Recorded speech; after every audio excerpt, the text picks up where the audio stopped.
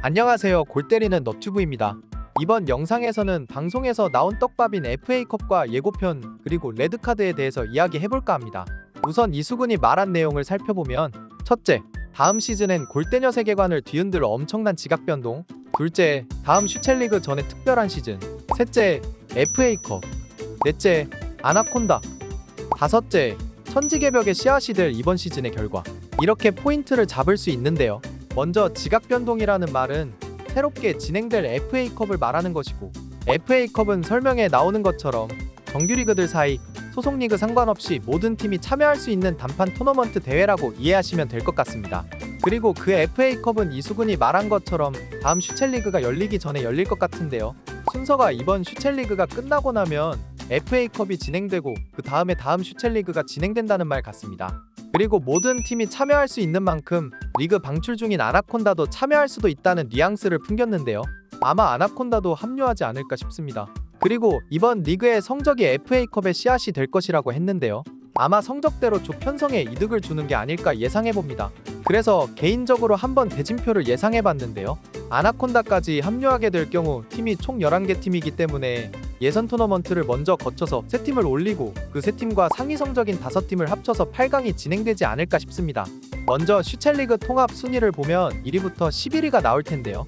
이 중 하위 6팀으로 예선 토너먼트를 진행하게 된다면 그 6팀 중 가장 성적이 높은 슈퍼리그 6위팀이 방출팀인 11위 아나콘다와 대결을 하고, 그 다음 순위인 챌린지 1위팀이 챌린지 꼴찌팀과 챌린지 2위팀은 챌린지 3위팀과 경기를 하지 않을까 싶습니다. 그리고 그 순서대로면 가장 마지막 조인 지조의 승리팀과 슈퍼리그에서 1위를 차지한 우승팀이 붙게 되는 대진이 아닐까 싶고, 2위팀은 F조 승리팀과 3위팀은 2조 승리팀과 붙게 되지 않을까 싶습니다. 그리고 4위팀은 같은 슈퍼리그의 5위팀과 붙게 될지 않을까 생각합니다.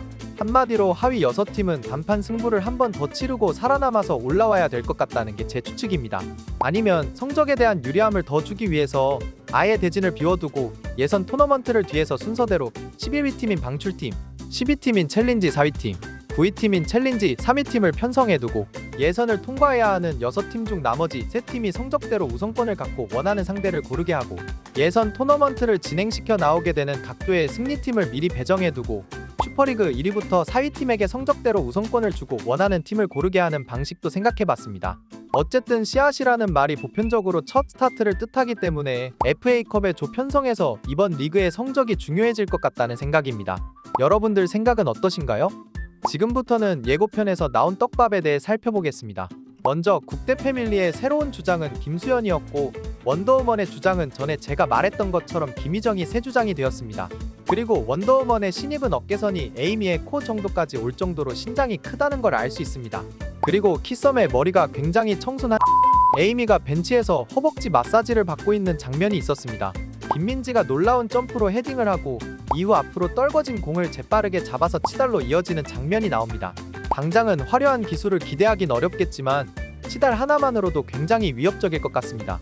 그리고 전에 말씀드렸다시피 황희정은 이날 깁스를 하고 있었기 때문에 국대 패밀리는 교체 없이 풀타임을 해야 하는 경기이기도 합니다.